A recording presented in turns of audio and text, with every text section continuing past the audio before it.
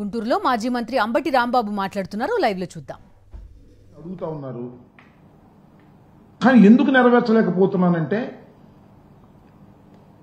ఈ రాష్ట్రం జగన్మోహన్ రెడ్డి గారి టైంలో సర్వనాశనం చేసేశాడు. నేను ఎన్నికలకు ముందు కొన్ని వాగ్దానాలు ఇచ్చాను. కానీ ఎన్నికల ముందు నేను ఇచ్చినటువంటి వాగ్దానాలు అప్పుడు నేనేమనుకున్నానంటే ఇంతగా సర్వనాశనం చేశాడు నేను అనుకోలా. నేను ఊహించిన దానికన్నా కూడా ఎక్కువ నాశనం అయిపోయింది ఈ రాష్ట్రం. వ్యవస్థలన్నీ కూడా సర్వనాశనం చేసేశాడు జగన్మోహన్ రెడ్డి గారు అనేటువంటి ఒక మాట చెప్పే ప్రయత్నం చేస్తున్నాడు. అధికారంలోకి వచ్చిన దగ్గర నుంచి ఇదే పని.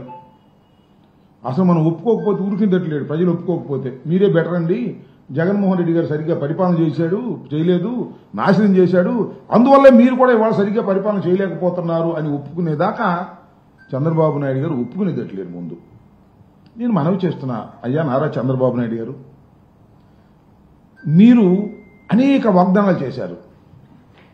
ఆ వాగ్దానాల్ని అమలు చేస్తాను అన్నారు. జగన్మోహన్ రెడ్డి గారు చాలా స్పష్టంగా చెప్పారు, చంద్రబాబు నాయుడు గారు చేసేటటువంటి వాగ్దానాలు నెరవేర్చలేనివి, దానికి కావాల్సినటువంటి ఫైనాన్షియల్ సపోర్ట్ ఈ రాష్ట్రంలో లేదు, నేను 5 సంవత్సరాలు పరిపాలన చేశాను అని లెక్కల వారీగా అన్ని వివరంగా చెప్పారు. అయినా సరే నేను చేస్తాను అని చెప్పేసి చంద్రబాబు నాయుడు గారు ప్రజల్ని భ్రమింపచేశారు. ఓట్లు వేశారు. చంద్రబాబు నాయుడు గారు అధికారంలోకి వచ్చారు. కూర్చున్న దగ్గర నుంచి ఒకటే గొడవండి, జగన్మోహన్ రెడ్డి సర్వనాశనం చేశాడు, అందుకు నేను చేయలేకపోతున్నాను. అయ్యా నేను అడుగుతా ఉన్నా చంద్రబాబు నాయుడు గారు, మీరు ముఖ్యమంత్రి కాకముందు ఈ ఎన్నికల ప్రచారంలో ఏం చెప్పారంటే మీరు అందరూ ఒకసారి గుర్తుపెట్టుకోండి, జగన్మోహన్ రెడ్డి గారు 14 లక్షల కోట్ల రూపాయలు అప్పు చేశాడు. ఇన్ని 14 లక్షల కోట్ల రూపాయలు అప్పు చేశాడని ఓదరగొట్టాడు.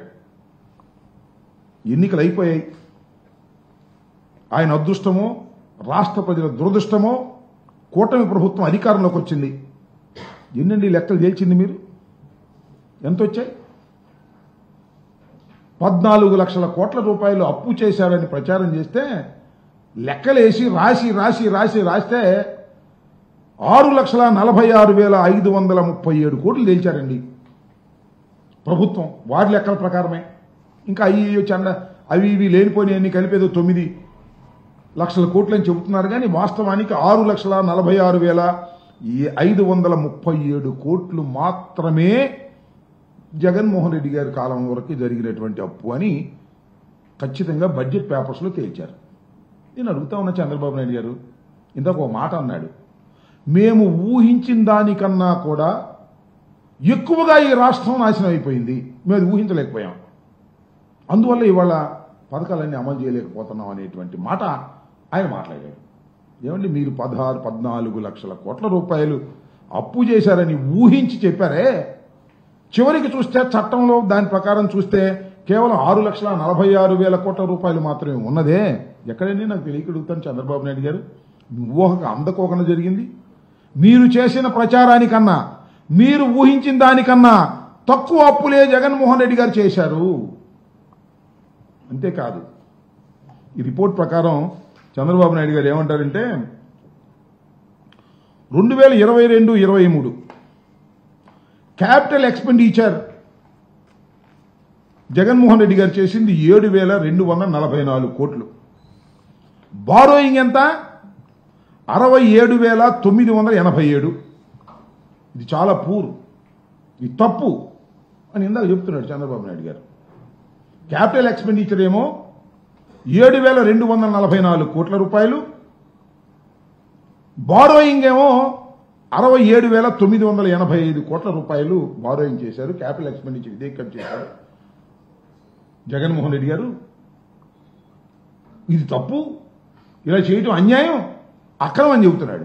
నేను అడుగుతా ఉన్నా చంద్రబాబు నాయుడు గారిని సూటిగా సమాధానం. ఎందుకంటే చంద్రబాబు నాయుడు గారు అంత అనుభవం లేదు, ఆయన అంత మేధావిని కాదు, ఆయనలాగా కథలు చెప్పలేను. కానీ నేను అడుగుతా ఉన్నా, 2024-25 చంద్రబాబు నాయుడు గారు అధికారంలోకి వచ్చి కూర్చున్నాడు.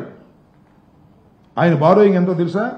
అక్కడ మా బారోయింగ్ 985 కోట్ల రూపాయలు అయితే ఆయన బారోయింగ్ 73,685 కోట్ల రూపాయలు బారోయింగ్ చేశారు చంద్రబాబు నాయుడు గారు మొదటి సంవత్సరంలోనే. క్యాపిటల్ ఎక్స్పెండిచర్ ఎంతో తెలుసా? 8,894 కోట్ల 90.98 కోట్లు బారోయింగ్ చేశారు. మేం చేసింది ఎంత? 7,244 కోట్లు క్యాపిటల్ ఎక్స్పెండిచర్ చేసి 67,000 కోట్ల 985 కోట్ల రూపాయలు మేము బారో చేస్తే ఆయన 73,635 కోట్ల రూపాయలు బారోయింగ్ చేసి 8,894 కోట్ల రూపాయలు ఆయన ఖర్చు పెట్టాడు. దానికి దీనికి కంపేర్ చేయండి. అదేమో తప్పంట, ఇదేమో రైట్ అంట. చెప్పేవాళ్ళు అమాయకులైతే వినేవాళ్ళు ఇలాగే ఉంటారన్నట్టుగా, వినేవాళ్ళు అమాయకులైతే చెప్పేవాళ్ళు ఈ విధంగా ఉంటారన్నట్టుగా చంద్రబాబు నాయుడు గారు ఈ కథలు చెప్పేటటువంటి ప్రయత్నం చేస్తున్నారు. టోటల్గా పచ్చి అబద్ధాలు చెప్పేటటువంటి కార్యక్రమం చేయటం, దాన్నేమో ప్రజలు నమ్మించాలనేటువంటి ప్రయత్నం. ఆయనకి వంది మగధం ఇందాక చూసే ప్రెస్ మీట్లో చంద్రబాబు నాయుడు గారు అన్ని చెప్పిన తర్వాత జగన్మోహన్ రెడ్డి గారి పరిపాలనలో చాలా విధ్వంసం జరిగిపోయిందని అంటే ఇంకో ఆయన ఎవరో పత్రికా విలేకరు ఆయన అంటున్నాడు, వాళ్ళ బ్యాచే అంటే కొంతమంది మంచోళ్ళు కూడా ఉన్నారు అనుకోండి, మీరు చెప్పింది చాలా తక్కువ అండి, ఇంకా ఇవి కలిపితే ఇంకా ఎక్కువ అవుద్ది అంటాడు. అంటే విధ్వంసం చాలా ఎక్కువ అయింది అని ఇలాంటి మాటలు మాట్లాడి చంద్రబాబు నాయుడు గారు ప్రజల్ని నమ్మించాలని, ఇచ్చిన వాగ్దానాలను ఎగవేయాలనేటువంటి ప్రయత్నం ఒకటి జరుగుతూ ఉన్నది అనేది ఇవాళ ఆయన మొత్తం ఉపన్యాసం అంతా చూస్తే చాలా క్లియర్గా అర్థం అవుతుందని కూడా ఈ సందర్భంగా నేను చెప్పదలుచుకున్నా. అంతేకాదు, మనం చూసినట్లయితే చంద్రబాబు నాయుడు గారు ఈ మధ్యన దావోస్ వెళ్ళారు కదా, దావోస్ వెళ్ళారు, తిరిగి వచ్చారు. ఒకళ్ళుగా తెలియంది వాళ్ళ అబ్బాయి ఇండస్ట్రీస్ మినిస్టరు, మళ్ళా నాయుడు గారు కేంద్ర మంత్రి గారు, వంది మాగదులు అందరూ కలిసి దావోస్ వెళ్ళారు. దావోస్ వెళ్ళంగానే చంద్రబాబు నాయుడు గారు చాలా సీనియర్ మోస్ట్, ఇండస్ట్రీలు అందరికీ కూడా పరిచయాలు ఉన్నాయి, ఆయన అద్భుతమైనటువంటి పెట్టుబడులు తీసుకొచ్చేస్తారు రాష్ట్రానికి అనేటువంటి ఒక ప్రచారం చేసుకున్నారు. వాళ్ళ పేపర్లు ప్రచారం చేసుకున్నారు. చివరికి 2 చేతులు ఊగించుకుంటూ వచ్చారండి. పెట్టుబడులు ఏంటి అంటే జీరో, ఎంఓయూ జీరో, ఖర్చు చెప్పట్లే ఇంతవరకు. నేను అడిగా మొన్న ట్విట్టర్లో, అయ్యా చంద్రబాబు నాయుడు గారు దావోసు మీ బృందం వెళ్ళడానికి ఎన్ని కోట్ల రూపాయలు ఖర్చు పెట్టారు చెప్పండి, ఎన్ని పెట్టుబడులు తీసుకొచ్చారు? పెట్టుబడులు 0, ఖర్చు మాత్రం చెప్పరు. నేను అడుగుతా ఉన్నా, ఇవాళ సమాధానం చెప్పండి. ఎన్ని కోట్ల రూపాయలు ఇక్కడ మీరు ఖర్చు పెట్టారు వెళ్ళడానికి రావడానికి? కనీసం దారి ఖర్చులకు పనికొచ్చేటటువంటి ఎంఓఐలైనా చేసుకున్నారా, పెట్టుబడులైనా తీసుకొచ్చారా అంటే చంద్రబాబు నాయుడు గారు జనమంతా ఇలా అంటున్నారని చెప్పేసి ఆయన అక్కడ ఒక విచిత్రమైన మాట మాట్లాడాడు. ఆ మాట మీకు చూపించాల్సినటువంటి బాధ్యత ఉందని నేను అనుకుంటా ఉన్నా. ఇక చూడండి. ఒక మిత్ ఎస్టాబ్లిష్ చేశారు మీరు, మీడియా కానీ కొంతమంది కానీ, ఏది దావోసు పోతే ఎంఓయూలు చేసుకోవాలి, మళ్ళీ ఎంఓయూలు ఏమైనా ఎవరు అడిగేవాళ్ళు ఉంటారు, కాగితం మీద పెట్టేసి అదేదో చేయడం, అది కాదు, కరెక్ట్ కాదు. Yes, I'm very happy there is a good competition among states. ప్రధాన కేరళలో ఉండే కమ్యూనిస్ట్ గవర్నమెంట్ కూడా పోటీ పడే పరిస్థితికి వచ్చారు. విన్నారుగా, మళ్ళీ వినిపించాలా అంటే ఏంటంటే ఆయన చెప్పేది ఒక మిత్ అంట. దావోస్ వెళితే పెట్టుబడులు వస్తాయనేది ఒక భ్రమ. దావోస్ వెళ్ళకోకుండానే పెట్టుబడులు వస్తాయి. మరి ఎందుకు వెళ్ళారని చలిలో పాపం దావోసు అంత కష్టపడి ఇంతమంది ఎందుకు డబ్బులు ఖర్చు, కోట్ల రూపాయలు? మీ అబ్బాయి, నువ్వు, అలాగే ఇండస్ట్రీస్ మినిస్టరు, కేంద్ర మంత్రి గారు, వంది మాగదులు, అధికారులు చలిలో వెళ్ళారు. మీరు కోటు కూడా వేసుకోలేదు, అందరూ కోటు వేసుకున్నారు. కానీ చంద్రబాబు నాయుడు గారు కోటు వేసుకోలేదండి. ఎంత కష్టపడ్డాయండి. కోటు ఆయన వేసుకోవడానికి ఆయన ఆరోగ్యం ఎలా చేయదు, ఇది వాస్తవం. దాన్ని కూడా ఒక సంక్షోభాన్ని కూడా ఉపయోగించుకునే విధానంగా కోటు కూడా వేసుకోకుండా వెళ్ళాడు, కష్టపడ్డాడని చెప్తున్నారు. ఏ పెట్టుబడులు అంటే అవన్నీ పెట్టుబడులు వస్తాయండి, మిత్ అదంతా కూడా అని ప్రచారం చేసేటటువంటి ప్రయత్నం ఇవాళ చంద్రబాబు నాయుడు గారు చేస్తున్నారు. అంతేకాదు, ఎప్పుడు ఈ టక్కు టమార విద్యలు చంద్రబాబు నాయుడు గారికి అనుకూలంగా ఉంటే ఒక రకంగా, వ్యతిరేకంగా ఉంటే మరో రకంగా ఆయన చెబుతాడు, పత్రికలు రాస్తాయి. మీకు 14 సంవత్సరాలు చంద్రబాబు నాయుడు గారు పరిపాలన చేశారు కదా, మీరు చూశారు లేదో 2014-19 కాలంలో గ్లోబల్ ఇన్వెస్ట్మెంట్ సమ్మిట్ అని పెట్టారు. గుర్తుంది మీ అందరికీ, గ్లోబల్ ఇన్వెస్ట్మెంట్ సమ్మిట్ అని. ఏం చేశారు చూశారు? దానిలో 10 లక్షల కోట్ల రూపాయలు పెట్టుబడులు వచ్చేసాయి అన్నారు. 2 లక్షలు 3 లక్షలు కాదు, 10 లక్షల కోట్ల రూపాయలు పెట్టుబడులు వచ్చాయి అంటే ఆయనకున్నటువంటి ఎల్లో మీడియా ఫ్రంట్ పేజీలో అద్భుతమైనటువంటి పెట్టుబడులు రాష్ట్రానికి వచ్చేసాయి, 20 లక్షల మందికి ఉద్యోగ అవకాశాలు కల్పిస్తున్నాం అని డబ్బా మీద డబ్బా కొట్టారు. వెయ్యండి, చెప్పండి ఏమయ్యాయి? మీరు 5 సంవత్సరాలు పరిపాలన చేసినప్పుడు మీరు 10 లక్షల కోట్ల రూపాయలు గ్లోబల్ సమ్మిట్లో అనౌన్స్ చేసినవి ఎన్ని వచ్చాయో చూపించారంటే లేదు, ఒక్కటి కూడా లేదు. 328 ఒప్పందాలు ఆ రోజు పేపర్లో వేశారు. 328 ఒప్పందాలు చేసుకున్నాం, 20 లక్షల మందికి ఉద్యోగాలు వస్తున్నాయి, 10 లక్షల కోట్ల రూపాయలు గ్లోబల్ సమ్మిట్ ద్వారా తీసుకొచ్చినటువంటి ఘటన సమర్థుడు చంద్రబాబు నాయుడు గారు అని డప్పాలు కొట్టుకునేటటువంటి కార్యక్రమం చేశారు. ఇవాళ నేను అడుగుతా ఉన్నా, చంద్రబాబు నాయుడు గారు మరి మీరు వెళ్ళి ఏమీ తీసుకురాలేదు కదా, ఏమీ తీసుకురాలేకపోతే మరి మీరు వాళ్ళు ఏం చేస్తున్నారు? ఒకవేళ మేము ఒకానొక సందర్భంలో జగన్మోహన్ రెడ్డి గారు ఇలాంటి ఆర్భాటం ఏమీ లేదు, జగన్మోహన్ రెడ్డి గారు కూడా దావోస్ వెళ్ళారు, ఆయన ఉట్టుచేలతో ఊగించుకురాలా, అది పరిస్థితులు ప్రభావమో అదృష్టమో. 1,26,00,000 కోట్ల రూపాయలు 1.26 లక్షల కోట్ల రూపాయలు ఎంఓయూలు తీసుకుని పెట్టుబడులు పెట్టించేటటువంటి కార్యక్రమం దావోస్ వెళ్ళి వచ్చిన తర్వాత జగన్మోహన్ రెడ్డి గారి ప్రభుత్వంలో జరిగాయని మనం చేస్తున్నాం. టెక్ మహేంద్ర సిఇఓ గుర్నాని 200 కోట్ల రూపాయలు ఇథనాల్ ప్లాంట్ ఏర్పాటు చేసి ఉత్పత్తి కూడా ప్రారంభించడం జరిగింది. అంతేకాదు అదానీ గ్రూప్కు సంబంధించి 60,000 కోట్లతో పెట్టుబడులు వస్తే భూములు కూడా కేటాయించి గ్రీన్ ఎనర్జీకి సంబంధించినటువంటి ఇండస్ట్రీని శరవేగంగా ముందుకు తీసుకువెళ్లే కార్యక్రమాలు ఇవాళ ఆ రోజు జరిగాయి.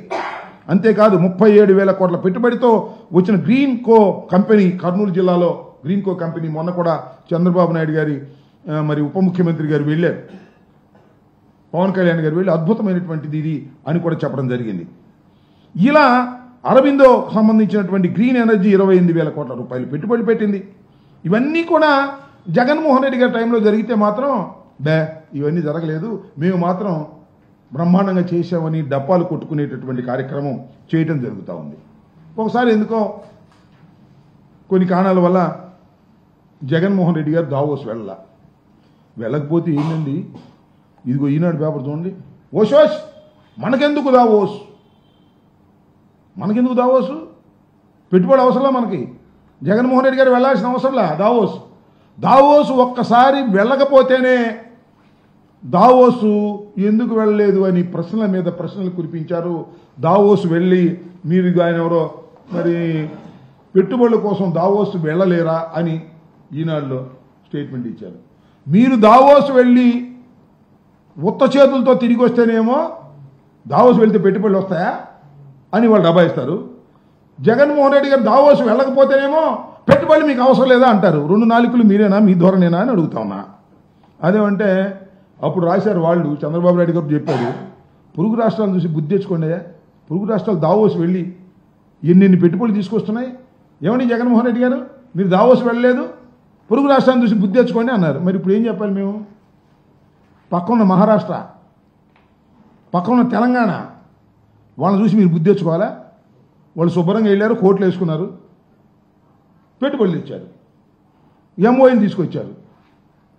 మరి చంద్రబాబు నాయుడు గారు కోట్లు వేసుకోలేదు, పెట్టుబడులు తీసుకురాలేదు. వాళ్ళ అబ్బాయి వెళ్ళాడు, ఇండస్ట్రీస్ మినిస్టర్ వెళ్ళాడు, రామ్మోహన్ నాయుడు వెళ్ళాడు, అందరూ ఊగించుకుంటా పెద్ద పెద్ద కోట్లు వేసుకొచ్చి ఊగించుకుంటా తిరిగి వచ్చారు. దీనికి మాత్రం ఏందండి దావోస్ వెళ్తే పెట్టుబడులు వస్తాయండి, రావు, ఎంఓఏ వేసుకుని సరిపోయిందా అంటారు ఇవాళ కోపలు. ఎట్టు పడితే అటు నాలుగు తిప్పేటటువంటి కార్యక్రమం నారా చంద్రబాబు నాయుడు గారు చేసేటటువంటి ప్రయత్నం చేస్తున్నారు. కట్టుకథలు వినిపించేటటువంటి ప్రయత్నం చేస్తారు. అసలు నిజంగానండి చాలా మెచ్చుకోవాలి. అసలు ఏ మాటకు ఆ మాట మన చంద్రబాబు నాయుడు గారిని, ఆయనకున్నటువంటి ప్రచార ఆర్భాటాలని, వారికి ఉన్నటువంటి వంగి మాగదుల్ని, వారికి ప్రచారం చేసే ఎల్లో మీడియాని అద్భుతంగా మెచ్చుకోవాలి. ఎందుకంటే బ్రహ్మాండమైన కథలు అల్లి చెబుతుంటారు. ఒక పగిలిపోయిన గ్లాసు కథ మీకు వినిపించేటటువంటి ప్రయత్నం నేను చేస్తాను. సావధానంగా ఇవ్వండి, కొద్దిగా పెచ్చుగా ఉంటుంది, అయినా పర్వాలేదు, ఓర్పుగా ఇవ్వండి. ఇక్కడ బండారు వెంట బయట పెడదాం. దావోస్లో ఇన్వెస్ట్మెంట్ సమ్మిట్కి వెళ్ళినప్పుడు ఒక హోటల్లో బస్ చేశారు. చంద్రబాబు గారి రూమ్లో, చీఫ్ సెక్యూరిటీ వాళ్ళు వేరే రూమ్లో, ఆఫీసర్స్ వేరే రూమ్లో, ఇలా ఉన్నారు అందరూ. అప్పుడు -12 degrees టెంపరేచర్లో ఆ రూమ్, హోటల్ రూమ్ వెంటిలేటర్ కొంచెం పగిలి మంచు మొత్తం లోపలికి వస్తే రాత్రంతా నిద్ర పట్టలేదు ఈ ఆఫీసర్స్కి. ఇబ్బంది పడి రగ్గులు కప్పుకొని చాలా ప్రయత్నాలు చేసి హోటల్ స్టాఫ్కి ఫోన్ చేసి ఏదో రాత్రంతా ఇబ్బంది పడి కొంచెం తెల్లవారుజాము నిద్రపోయారు. మగతగా నిద్ర పట్టింది. తెల్లారేసరికి లేట్ అయింది. వాళ్ళు లేచేసరికి లేచి చూడగానే చూస్తే వీఐపీ లేరు. సిఎస్పీ ఫోన్ చేస్తే వీఐపీ లేరు, వచ్చారు అన్నారు. వీళ్ళు కంగారు వచ్చి గబగబా రెడీ అయిపోయి అప్పుడే ఎందుకు వెళ్ళిపోయారు అని చెప్పి వెళ్ళేసరికి ఇంకా స్టాల్స్ అన్ని ఓపెన్ కాలే. ఆంధ్రప్రదేశ్ స్టాల్ ఒకటే ఓపెన్ అయింది, మిగిలిన అన్ని అప్పుడప్పుడే వస్తున్నారు. అప్పటికే వచ్చినటువంటి కొంతమంది పారిశ్రామికవేత్తలు, ఫారినర్స్ ఆంధ్రప్రదేశ్ స్టాల్ దగ్గర ఉంటే వాళ్ళందరూ రగ్గులు, మఫ్లర్లు ఇవన్నీ కప్పుకుని ఉంటే పెద్ద పెద్ద ఇవన్నీ వేసుకుని అక్కడ అదే ఖద్దరు బట్టలతో అదే వ్యక్తి అలా కూర్చొని ఇన్వెస్ట్మెంట్స్ గురించి మాట్లాడుతున్నారు. ఆంధ్రప్రదేశ్ లో ఉన్న అవకాశాలు ఏంటి? ఈ ఆఫీసర్ సిగ్గుతో షై ఫీల్ అయ్యి, సార్ ఏంటి సార్ ఇంత ఎర్లీగా వచ్చారు, మా రూమ్ లో ఇలా జరిగిందంటే, అవును నా రూమ్ లో కూడా జరిగింది కదా సార్, మీరు ఇలా వచ్చారు ఎందుకు సార్, కొంచెం సేపు అంతా రావచ్చు కదా, ఎందుకు ఇంత చలిలో? నేను గవర్నమెంట్ డబ్బుతో వచ్చానయా, మనందరూ గవర్నమెంట్ ప్రజలు కట్టిన పన్నులతో విమానాల్లో వచ్చి హోటల్లో బస్ చేశాం. అందరికంటే 10 నిమిషాల ముందు నేను వస్తే నాకు ఎలాగా టైం వేస్ట్ చేయడం అనవసరం. అది హోటల్లో ఉండే బదులు ఇక్కడికి వచ్చా అనుకో, ఇతర స్టాల్స్ తో కంపీట్ చేస్తే మనం కొంచెం ముందు ఎక్కువసేపు మాట్లాడే అవకాశం వస్తుంది. ఒక 2-3 ఫారినర్స్ అట్రాక్ట్ అయినా మన ఆంధ్రప్రదేశ్ లో తెలుగు పిల్లలకు 100 మందికి ఉద్యోగాలు వస్తాయి. నేను హోటల్లో ఎందుకు ఉండాలి? ఇది చెప్తే ఆ ఆఫీసర్ కళ్ళమ్మ నీళ్లు వచ్చినాయి. నాకు ఆయనలే చెప్పారు. అదే ఆయన విజన్, ఆయన కష్టం. దావోస్ లో మీటింగ్ జరుగుతుంది కదా, ఇండస్ట్రియల్ సమ్మిట్. చంద్రబాబు గారు కూడా అందరినీ ఆయన టీం దావోస్ వెళ్ళాడు. వెళ్ళిన తర్వాత అందరు మీటింగ్ పొద్దున్నే టైం 9 ఎంత ఫిక్స్ చేసుకున్నారు. ఈయన ఫోటోస్ అన్ని ఇట్లా రూమ్స్ ఉంటాయి కదండి, ఈయన ఆయన చెప్పాడు కదా, నేను మీకు చెప్తున్నాను, ఆయన చూడలేదు సార్. ఆయన అంత పెద్ద మనిషి, ఆయన నాకు ఫోన్ చేసి చెప్పాల్సి అవసరం. ఇట్లా రూములు మొత్తం ఇట్లా కట్టుకొని రూములు ఉన్నాయంట. విపరీతం అక్కడ -10 degrees అరవచ్చండి. దావోస్ అంటే యూరోప్ అంతా విపరీతం చలి ఉంటుంది. విపరీతం చలిలో వీళ్ళ కర్మగాలి, వీళ్ళున్న వింగ్ మొత్తం గ్లాస్ ఏదో పగిలిందంట. విపరీతమైన చలి అంట, భయంకరమైన చలి. మంచి వస్తుంది.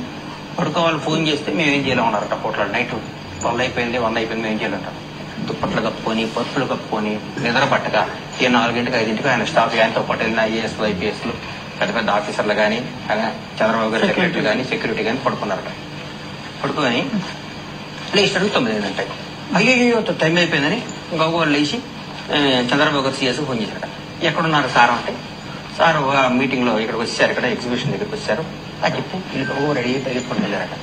చంద్రబాబు గారు అన్ని షాపులు, గుజరాత్, అన్ని రాష్ట్రాలు స్టాల్స్ అన్ని మాట్లాడుకుంటూ పోతే సన్ రైజ్ ఆంధ్రప్రదేశ్ అని పోతుందట. పోతే చంద్రబాబు గారు ఒకటే మామూలు షర్టు వేసుకొని చుట్టూ ఫారినర్స్ 10 మంది వేసుకొని చెప్తున్నట, ఆంధ్రప్రదేశ్ చాలా గొప్పది, మొత్తం సముద్రం ఉంది, 900 కిలోమీటర్ల సముద్రం ఉంది, మీరు పెట్టుబడులు పెడితే చాలా గొప్పగా ఉంటది, భూమి బద్దలైపోద్ది, అందరు రండి. ఆయనకు అలవాటే కదా, ఎవరిని బట్టి వాళ్ళని తెచ్చుకోవచ్చు, ప్రెజెంటేషన్ ఇస్తున్నట. అదే ఇస్తున్నట. సార్ ఏమ్మా అన్నట, సార్ సారీ సార్, రాత్రి మాది ఇట్లా పగిలిపోయి బాధతో మంచుతో నిద్ర పట్టాలంటే నారం కూడా పగిలింది అన్నట. సార్ మరి మీ నిద్ర అంటే, ఏమన్నా నిద్ర పొద్దున్నే రోజు నిద్రపోకపోతే ఏం కాదు కదా, మనం ఆంధ్రప్రదేశ్ ప్రజల సొమ్ముతో ఇక్కడికి వచ్చాం కదా, వాళ్ళ డబ్బుతో వచ్చి మనం పగలు పడుకుంటే ఎట్లా? నేను ఒక 10 నిమిషాలు ముందు వచ్చానుకో, ఈ కదమ స్ట్రీట్ స్టాల్ ఓపెన్ చేయకముందే నేను ముందు వచ్చానుకో, వచ్చి నేను మాట్లాడాను అనుకో, ఏదైనా ఒక కంపెనీ వచ్చినా కానీ ఈ వెనకబడి రాయలసీమలో ఉత్తరాంధ్ర పెట్టామనుకోండి, ఒక 100 కుటుంబాలు బాగుపడదు, దాని ద్వారా ఒక 5-6 వేల మంది హ్యాపీగా ఉంటారు కదా, వాళ్ళ భవిష్యత్తు ముఖ్యమైన ముందు వచ్చాను అన్నట్టు. అలా మాట చెప్పగలను. నాకు ఎంత దుఃఖం. ఈ 2 కేసులు, ఈయనెవరైనా ఈ పైన ఈయన ఎవరు తెలుసుగా, టీవీ5లో ఈ పేరు ఏదో ఉందయా, మూర్తి అనుకుంటే ఈయన పేరు. ఈ పక్కన గణేష్, బండ్ల గణేష్. ఈయన మూర్తి, బండ్ల గణేష్. ఇది ఎప్పుడుది?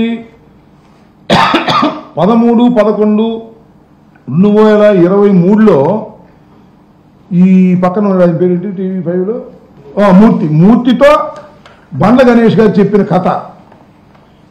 ఈ మూర్తి అని ఆయన మళ్ళీ కొత్తగా చెబుతాడు కథ. మొన్న ఇప్పుడు ఇది 21/25 కథ చెబుతున్నాడు ఈయన. ఆయనేమో బండ్ల గణేష్ ఏమో నాకు తెలిసి పాపం సినిమా ప్రొడ్యూసరు. అప్పుడప్పుడు ఇలాంటి కథ కూడా రాస్తాడేమో మరి తెలియదు. గ్లాసు పగిలిన కథ. అప్పుడు చెప్పిన గ్లాసు పగిలిన కథ మొన్న ఈ TV5లో, TV5 అంటే తెలుసుగా, మన బిఆర్ నాయుడు గారు టీడీడీ బోర్డు మెంబరు, చైర్మన్, ఇట్లాంటి కట్టుకథలు అల్లి చెప్పినందుకే ఆయనకి తిరుమల తిరుపతి దేవస్థానం బోర్డు చైర్మన్ ఇచ్చారు. ఆయన కాలు పెట్టగానే 6 చచ్చిపోయారు. మహాపాపం చేశాడనమాట. అది ఇలాంటివన్నీ చేసి ఈ మూర్తి గారు అనే ఆయన 2023లో చెప్పిన గాజు పగిలిన ఇది గ్లాసు కథ, పగిలిన గ్లాసు కథ మళ్ళా మొన్న చెబుతున్నాడు. ఏంది స్వామి నాకు అర్థం కాల మీకు? ఇన్ని కట్టుకథలు చెప్పి ఇంత ప్రచారం చేసి సూర్యుడు, వీరుడు, చలిని కూడా లెక్క చేయని వాడు, మంచులో కూడా పడుకోగలిగిన వాడు అని ఇట్లాంటి కోతలు కోసేటటువంటి కార్యక్రమం మీరు చేసి చివరికి ఏంటి అంటే కోట్లు ఖర్చు పెట్టారంటే ఎన్ని కోట్లు చెప్పటల్లా, పెట్టుబడులు మాత్రం రాలేదు, పెట్టుబడులు రావు, దావసెళ్తే పెట్టుబడులు వస్తాయని డబాయింపు సెక్షను. ఇట్లాంటి పగిలిన గ్లాసు కథలు ఎన్నో చెప్పి చంద్రబాబు నాయుడు గారి దగ్గర ఏమీ లేకపోయినా ఒక అద్భుతాలు జరిగిపోతున్నాయి అనేటువంటి భ్రమను కల్పించేటటువంటి కార్యక్రమం ఇవాళ చంద్రబాబు నాయుడు గారు చేస్తున్నారు. ఇందాక ఉపన్యాసం కూడా అదే అద్భుతమైన ఉపన్యాసం చెబుతున్నాడు. అంత మొత్తం సారాంశం ఏమిటంటే, ఉపన్యాస సారాంశం, మీరు తొందరపడమాకండి, నేను ఇచ్చిన హామీలు చేయలేకపోతున్నాను, నిదానంగా చేస్తాను, సంపద సృష్టించే కార్యక్రమం చేస్తున్నాను, వండే కార్యక్రమం చేస్తున్నాను, వండి మీకు వారుస్తాను అని. వండేది లేదు, వార్చేది లేదు.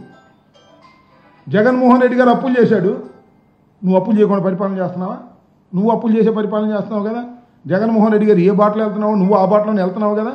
ఇవాళ కోతలు కోసేటటువంటి కార్యక్రమం ఇవాళ చంద్రబాబు నాయుడు గారు చేసేటటువంటి పని చేస్తూ ఉన్నాడు. వాళ్ళ అబ్బాయిని చూసే ఇందాక ఏదో పెట్టుబడుల గురించి అడిగారు ఎవరో విలేకరులు, నీ బోటి విలేకరులు అడిగితే, ఏమండి అప్పుడు అమర్నాథ్ గారు మేము చేసినటువంటి MOUలే కదా మీరు ఇప్పుడు ఇంప్లిమెంట్ చేస్తుంది అని అడిగితే, ఆ కోడిగుడ్డ అయినా అంటున్నాడు. మరి ఈయనేంటి పెద్ద పప్పు సోదు కదా, అప్పుడు దాకా పప్పు అనలేదా? ఏమండి నారా లోకేష్ గారు, మీరు గుర్తుపెట్టుకోండి, మీ నాన్నగారిని చూసి మిమ్మల్ని గౌరవిస్తున్నారు తప్ప, లేకపోతే నువ్వు పెద్ద పప్పు శుద్ధవి అని తెలుసు. మా అమర్నాథ్ ఉన్నాడే, కోడిగుడ్డుగా అంటున్నావే నువ్వు, ఆ కోడిగుడ్డు చెప్పిన ఆయన ఒక మంత్రి గారి కుమారుడు. ఆ నాన్నగారు చనిపోయిన తర్వాత కూడా ఈ రాష్ట్రంలో గౌరవం పొందుతున్నాడు. వాళ్ళు నాన్నగారు లేకపోయినా గౌరవం పొందుతున్నటువంటి వ్యక్తి మా అమర్నాథ్ని పట్టుకుని కోడిగుడ్డు అంటావు. నిన్ను పప్పు అంటే మాత్రం నువ్వు ఒప్పుకోవు. నువ్వు శుద్ధ పప్పువి. ఇవాళ కొద్దిగా నిన్ను గౌరవిస్తున్నారు. ఎందుకంటే మీ నాన్నగారు నువ్వు చెప్పినట్టే చేస్తున్నారు కాబట్టి, నాకు పదవి కావాలంటే నీకు దండం పెట్టాలి కాబట్టి, నిన్ను గౌరవించాలి కాబట్టి అందరూ నిన్ను గౌరవిస్తున్నారు.